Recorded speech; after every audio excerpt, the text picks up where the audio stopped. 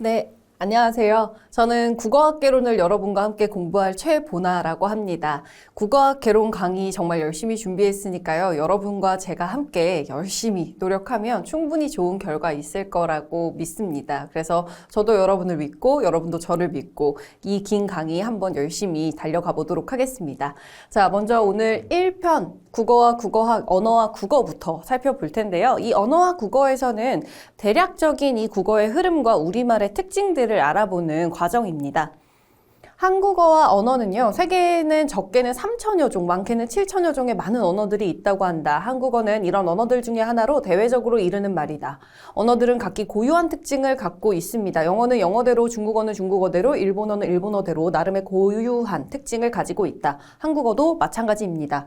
그러나 언어들은 공통점도 많이 가지고 있습니다. 예를 들어서 어떤 언어에는 몇 개 모음과 자음이 있다거나 아무리 언어가 다를지라도 사람의 발음기관을 통해서 실현된다는 것이다. 물론 언어마다 자음과 모음의 수가 다르거나 발음할 때의 차이가 있긴 하지만 큰 범주로 본다면 음절과 단어라는 단위로 표현된다는 점에서 오히려 공통점이 많다라고 할 수 있겠습니다. 이와 같은 언어의 공통점을 언어의 보편성, 보편적인 특징은 모두 다 동일하다라는 뜻입니다. 결론적으로 한국어는 언어로서 존재하기 때문에 언어가 갖는 보편성을 가지며 또한 개별 언어로서 국어만이 갖는 개성과 특수성도 아울러 가지고 있습니다. 예를 들어 자음이 다른 언어에서는 볼 수 없는 삼중체계, 평음과 경음과 격음이라고 하는 것은요. 여러분 평음은 예사소리라고 해서요. 기역, 비읍, 디귿 이런 소리들이고 경음은 여기에서 이제 된 소리가 되는 겁니다. 그래서 쌍비읍, 쌍디귿, 쌍기역 그 다음 격음은요. 이게 거센 소리라고 많이 알고 계시죠? 피읍과 티읕과 키역이라고 생각하시면 되겠습니다. 그걸 갖는다는 것과 조사와 어미, 경어법은 높임법이죠. 높임법이 매우 발달했다라고 하는 것이 우리 국어의 특징이다 라고 보시면 됩니다. 한국어의 분포, 한국어의 본거지는 한반도 전역입니다. 그렇지만 우리 동포들이 집단적으로 이주해 사는 만주나 시베리아, 일본, 미국 등에도 널리 퍼져 있습니다. 한반도만 보더라도 2015년 기준 남한에서 5천만 가량이, 북한에서는 2,500만 가량이, 그리고 세계 여러 지역에 거주하는 동포들의 수까지 포함하면 지구상에서 8천만이 넘는 숫자가 사용하고 있으며 사용 인구수만 따져도 세계 13위 정도에 해당하는 주요 언어입니다. 굉장히 많은 인구가 사용을 하고 있죠. 국력이 신장되고 한국의 위상이 높아지고 일찍이 불어온 한류 열풍에 힘입어 한국어 사용 인구가 급속도로 늘어나고 있는 상황이어서 그 분포는 앞으로 더 넓어질 것으로 전망된다. 그래서 이 한류 열풍이 사실은 굉장히 큰 몫을 했다고 저 개인적으로는 생각을 합니다. 그래서 내가 좋아하는 스타의 문화를 배우기 위해서 이 한국어를 배우는 그런 인구도 만만치가 않기 때문에 우리 한국어의 위상이 굉장히 높아지고 있다라고 볼 수 있습니다. 국어학과 언어학은요, 국어학은 개별 언어인 한국어를 연구 대상으로 하는 학문을 이르는 말이고요. 언어학은 세계 여러 언어의 보편적 현상을 연구하는 학문이라고 할 수 있습니다. 하지만 국어는 언어로서 존재하기 때문에 국어학의 연구가 언어학의 테두리를 벗어날 수는 없습니다. 국어 역시 하나의 언어일 뿐이니까요.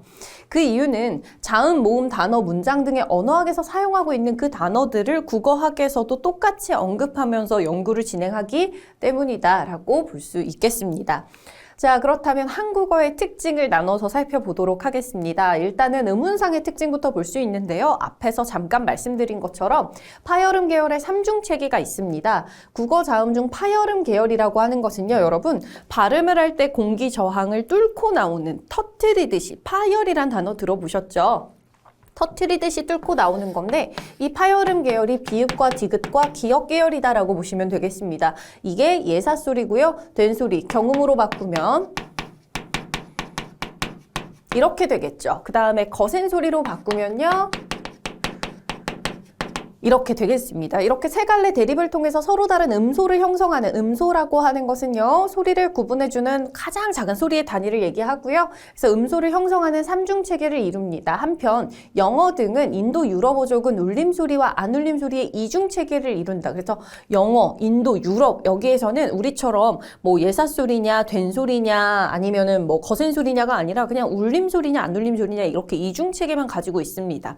우리 언어도 물론 안울림소리와 울림소리를 가지고 있고 그 안울림소리 내에서 이렇게 삼중체계로 가는 것이기 때문에 훨씬 더 세분화되어 있다라고 볼 수가 있겠죠. 그래서 우리 국어는 불, 뿔, 풀 이렇게 세 가지로 구성이 되어 있다라고 보시면 됩니다.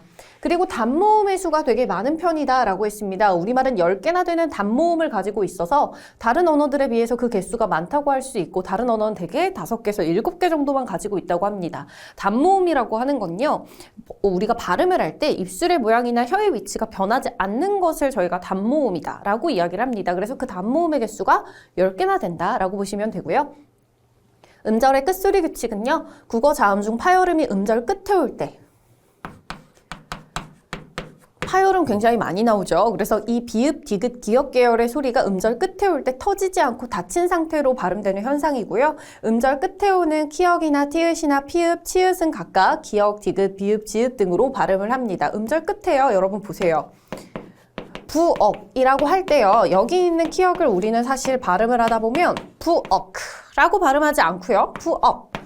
이렇게 기역 발음이랑 크게 다르지 않습니다. 그렇기 때문에 이렇게 교체된다라고 말을 하는 거고요.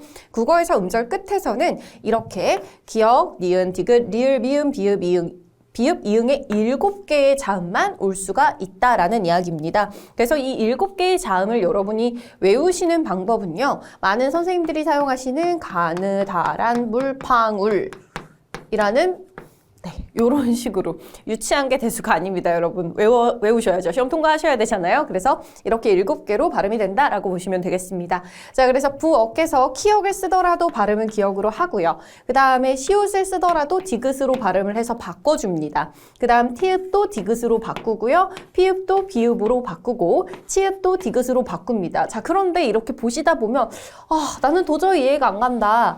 이 키역이 기역으로 바뀌는 것까지는 그래 비슷한 소리니까 그럴 수 있는데 치읓이 갑자기 왜 디귿이 되고 이거 좀 이해가 안 가는데 라고 생각하실 수 있어요. 여러분 일단 기역 같은 경우는 비슷한 소리인 키역이나 쌍기역이 기역으로 바뀐다라고 생각하시면 되고요. 비읍도 피읍이 비읍으로 바뀐다고 생각하시면 되겠습니다. 근데 여기에서도 브레이크 걸리시는 분들이 있을 거예요. 이상하다? 저기 기역에서는 쌍기역까지 언급을 해놓고 왜 비읍에서는 쌍비읍을 얘기를 안 하는 거지? 라고 생각하실 수 있는데 여러분 잘 생각해 보세요. 받침에 오는 쌍기역이 기역으로 바뀐다는 거예요. 그럼 받침 소리에 쌍비읍 있는 글자 보신 적 있나요? 보시거든 저한테 알려주세요. 그런 글자 없죠? 그렇기 때문에 피읍까지 얘기했고요. 그 다음에 디귿으로 바뀌는 아이들이 굉장히 많아요. 디귿으로 바뀌는 아이들이 누구냐면 시옷, 그 다음에 지읒, 쌍시옷, 치읒, 티읒, 히읗이 전부 다 디귿으로 바뀐다라고 보시면 되겠습니다. 자, 그래서 저는 이걸요. 제가 굉장히 좋아하는 배우인 박서준 씨를 생각하면서 서준 씨 채팅해 이렇게 외웠는데 요즘에 채팅 잘 없죠. 그래서 어쨌거나 대화를 좀 하자라는 그래서 서준 씨 채팅에 이렇게 외웠습니다. 그래서 여러분들도 이런 식으로 요 자음들이 받침에 갔을 때 다 디귿으로 바뀐다는 거고 요거는 기역, 요거는 비읍으로 바뀐다는 거구나만 알고 계시면 되겠습니다. 자, 그 다음 두음 법칙입니다. 두음 법칙은 여러분 그 끝말잇기 같은 거 할 때 많이 해보셨을 거예요. 두음 법칙을 적용할 때는 이제 제가 초등학생들이랑 예전에 이제 끝말잇기를 하게 됐는데 그 친구가 리본 이런 식으로 이제 얘기를 하잖아요.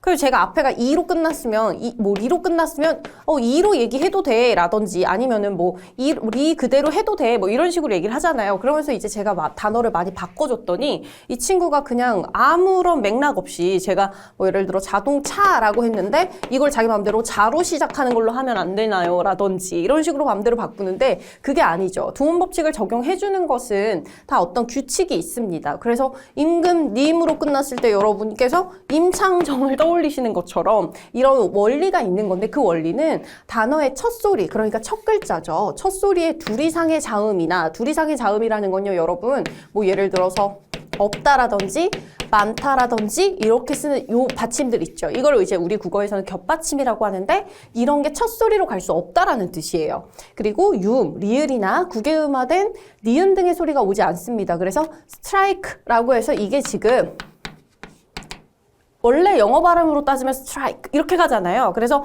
이거를 저희는 이제 표기상으로는 하나씩 따로 줘야 되니까 스트라이크 이렇게 가게 되는 거죠. 또는 로인을 저희는 노인이라고 쓰거나 여자를 여자라고 읽는 것들이 모두 다 두음 법칙에 해당한다라고 보시면 되겠습니다. 그래서 보통 한자어 리을이나 니은이 니은이나 이응으로 바뀌는 것이다 라고 보시면 되겠습니다. 나는 이걸 좀 더 구체적으로 알고 싶다라고 하시는 분들은요.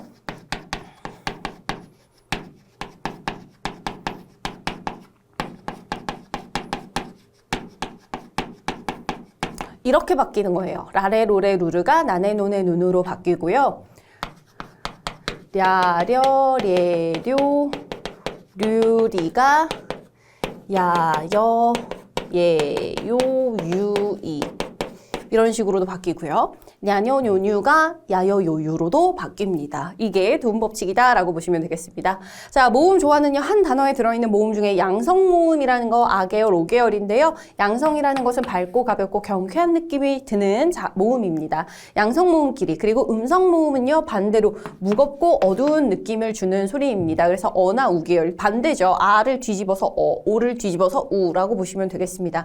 그래서 자기네들끼리 서로 결합하려고 하는 현상입니다. 그래서 졸졸이 있고 줄줄 살금살금 슬금슬금 잡아 먹어 이런 식으로 잡 같은 경우에는 아로 양성으로 끝났으니까 뒤에 아가 그대로 따라오고요. 먹 같은 경우에는 음성으로 끝났기 때문에 음성이 따라오는 거다라는 거 보시면 되겠습니다.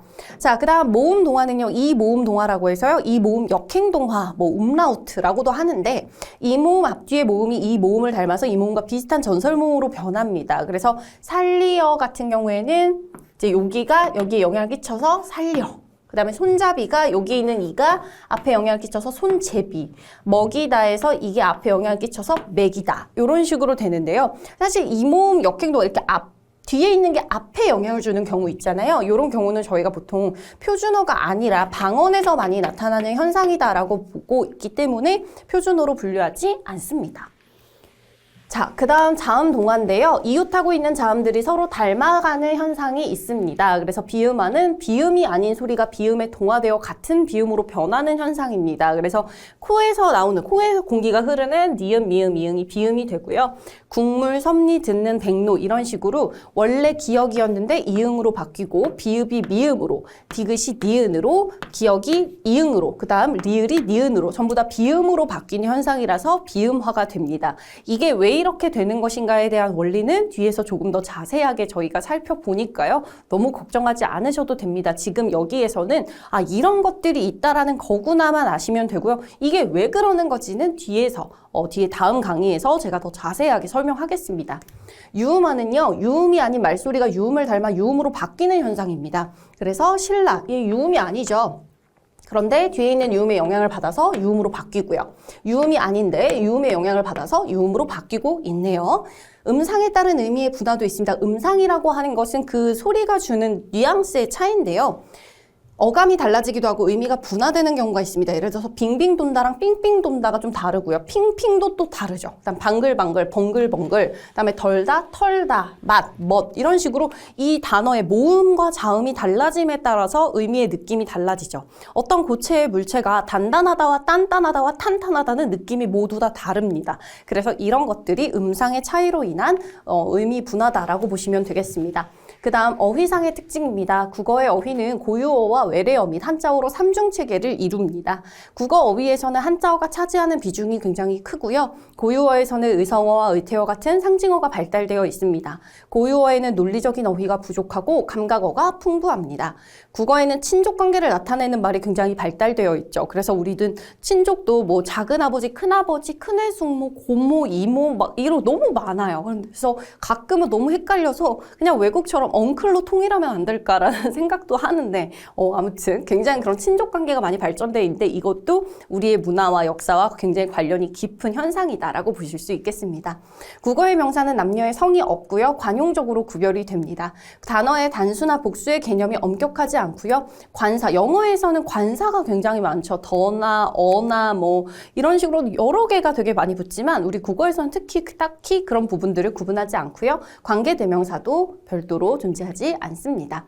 문법상의 특징입니다. 조사나 어미 같은 문법적 관계를 나타내는 말이 굉장히 많이 발달되어 있어서 교차어다라고 이야기하고요. 서술어가 문장의 맨 끝에 오게 됩니다.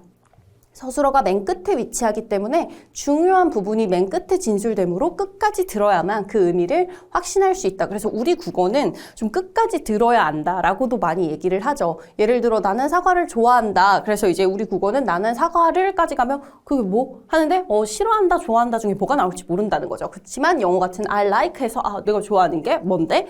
애플이다. 사과다. 이렇게 나온다는 거죠.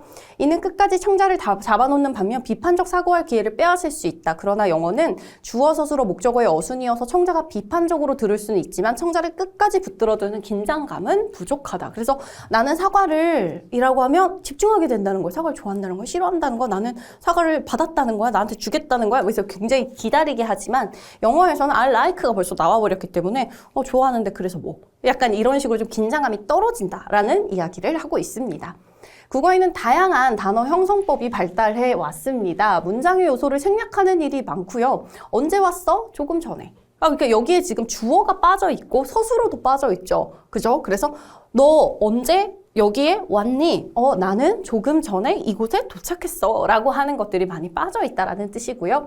수식어는 언제나 피수식어, 수식을 해야 하는 단어의 앞에 올 수밖에 없습니다. 그리고 높임법이 매우 발달해 있다. 유교사회의 영향이다라고 볼 수 있겠습니다. 다음입니다. 국어와 국어학에서 이제 언어의 특성 부분도 간단하게 볼 건데요. 언어의 특성이 일단 1번이 창조성입니다. 창조성이라는 것은 새로운 단어를 많이 만들어낼 수 있다라는 뜻이에요. 그래서 동물의 의사 전달 수단은 한정되어 있어서 새로운 상황에 접했을 때 새로운 언어로 표현할 수 있는 창조성이 결여되어 있습니다. 하지만 인간은 언어를 사용해서 새로운 단어를 만들 수도 있고 기존의 단어를 다르게 배열해서 새로운 생각을 표현할 수도 있습니다. 이런 작동 원리에 따라서 인간은 언어를 사용하면서 무한히 많은 문장을 만들어내고 사고를 무한히 확장할 수도 있어서 창조성 또는 생산성, 개방성이라고도 합니다. 자의성이라는 것은요, 여러분, 우연성의 반대다, 우연성이다 라고 생각하시면 되겠는데요. 필연성의 반대입니다. 그래서 우연히 모든 언어는 결정이 되었다라는 거예요. 만약에요, 언어가 필연적인 성격을 가졌다라고 한다면 이게 어떻게 되냐면 전 세계 언어가 통일되어야 합니다. 왜냐하면 그 언어의 의미와 그 의미를 이렇게 지칭하는 언어 간에 반드시 그렇게 되어야만 하는 필연적인 관계가 있다라고 하면 다른 언어들은 아예 뭐 인정될 수도 없겠죠. 전 세계 언어가 하나여야 됩니다. 그러나 모든 언어가 존재할 수 있는 언어의 특성은 자의적이기 때문에 우연히 그렇게 결합이 된 것이기 때문에 모든 언어가 다 분화되어서 존재할 수가 있는 거죠. 그래서 동물의 언어는 형식과 의미가 1대1 관계로 그 의미가 필연적일 수밖에 없지만 인간의 모든 언어는 의미와 기호의 결합이지만 일정한 법칙에 의한 필연적 산물이 아닌 언어 사용자, 언중이라고도 한다. 그 약속에 의한 자의성을 가지고 있는 겁니다. 그래서 내적 의미와 외적 형식은 절대적 관계를 갖고 있지 않다라는 뜻입니다. 그래서 우리는 붉은 것을 왜 꽃이라고 하는가라는 의문 제기는 언어의 형식과 의미가 필연적이지 않기 때문에 할 수 있는 질문입니다. 왜 우리는 꽃이라고 할까? 왜 우리는 그거를 산이라고 부르진 않을까? 왜 그걸 우리 플라워라고 얘기하지 않을까? 라고 하는 것은 우연한 결합이기 때문에 어떤 이유에서 그걸 그렇게 부르는 걸까를 질문할 수 있다는 거죠. 필연적일 때는 그런 질문 자체가 의미가 없다라고 보지 않습니까? 네, 그래서 언어는 의미와 형식의 만남이 필연적인 것이 아닌 우연적이라는 뜻에서 자의성 또는 임의성이다 라고 얘기합니다. 그리고 사회적 약속입니다. 사회적 약속이라고 하는 것은요, 그 언어를 사용하는 사회 구성원들끼리 이 언어를, 이 의미를 가진 거라고 부르자라고 약속을 했기 때문에 그 약속을 지켜야만 한다라는 거죠. 사회적 약속을 내가 개인이 혼자서 깨트리게 되면 다른 사회 구성원들과 원활한 의사소통이 불가하겠죠. 여러분들한테 이러한 사물을 칠판이라고 부르기로 우리가 사회적으로 약속이 되어 있는데 제가 이걸 혼자 양탄자라고 부르게 되면 나는 양탄자 앞에서 강의를 했고 양탄자에다가 판서를 했고 그러면 여러분들은 그게 무슨 말인지를 도대체 이해할 수가 없어요. 그래서 사회적 약속이기 때문에 지켜야 한다라고 하시는 거고요. 그 다음에 랑그와 파롤이라고 하는 것, 단어 갑자기 어려워졌는데 라고 생각하지 마시고요. 랑그와 파롤이라고 하는 건 소시르라는 언어학자가 제시한 개념입니다. 언어라는 인간의 정신활동 자체를 랑가주, 이게 랭귀지라고 많이 익숙하시죠? 랭귀지라고 명명하고 그것을 다시 둘로 나눠서 랑그와 파롤로 구분을 했습니다. 랑그라는 것은요, 사회적 소산물로서 언어 집단에 속하는 언중들의 머릿속에 저장되어 있는 지식 언어이고요. 이것은 의기, 시피니의 개념과 기, 이것을 표기하는 청각 영상으로 나뉜다라고 보시면 되겠습니다. 사회적, 추상적이고 그래서 에르곤이다라고 얘기할 수 있고요. 파롤이라고 하는 건 언중 개개인의 발성으로 나타나는 개개인의 언어, 즉 행용 언어를 말합니다. 그래서 구체적이고 개별적이고 창조적인 에네르게이아라고 이야기할 수 있겠습니다. 그래서 이 랑그와 파롤의 관계를 비유를 해보면요, 이런 식으로 나올 수 있는데 랑그가 악보라면 파롤은 실제 연주, 장기 규칙이라면 파롤은 실제 해보는 거, 희곡이라면 이건 실제 연극이라고 보시면 되겠습니다.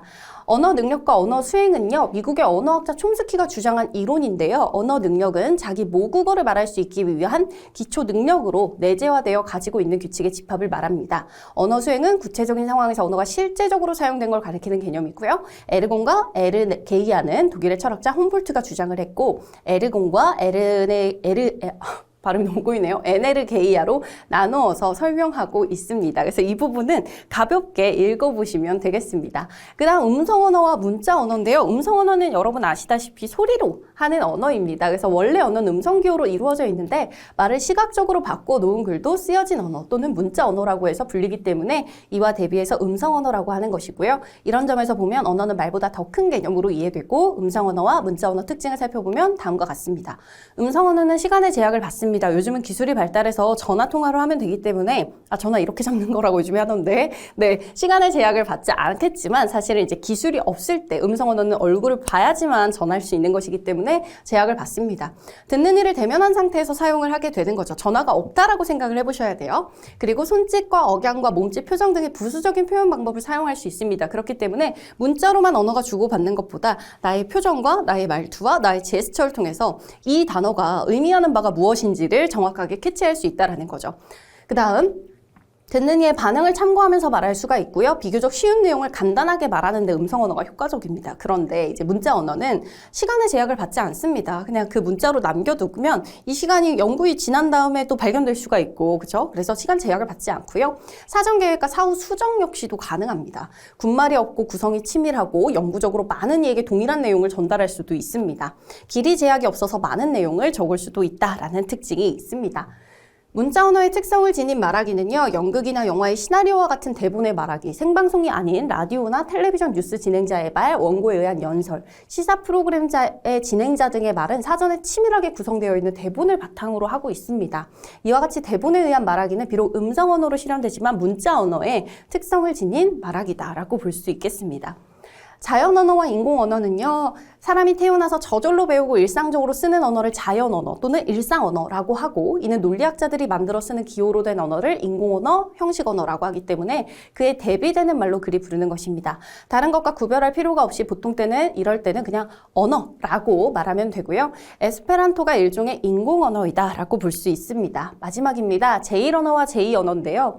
태어나서 제일 먼저 습득하게 되는 언어를 제1언어, 그래서 즉 모국어라고 생각을 하시면 되겠습니다. 그 다음 제2 언어는요, 제1언어, 모국어를 배우고 나서 다음으로 배우는 언어를 이르는 말이어서요, 학교에서 배우는 제2 외국어가 제2언어 습득의 대표적인 예입니다. 그러나 한국인이라고 해서 반드시 한국어가 제1언어가 되지는 않습니다. 만약 한국 아이가 외국에서 태어나서 외국에서 산다면 그 아이에게 제1언어는 태어나자마자 배우는 외국어가 되겠고요. 제2언어가 자신의 모국의 언어인 한국어가 될 수도 있다라고 보시면 되겠습니다. 네, 그래서 여기서 강의 마치고요. 다음 강의에서 조금 더 자세한 이야기 나눠보도록 하겠습니다. 수고하셨습니다.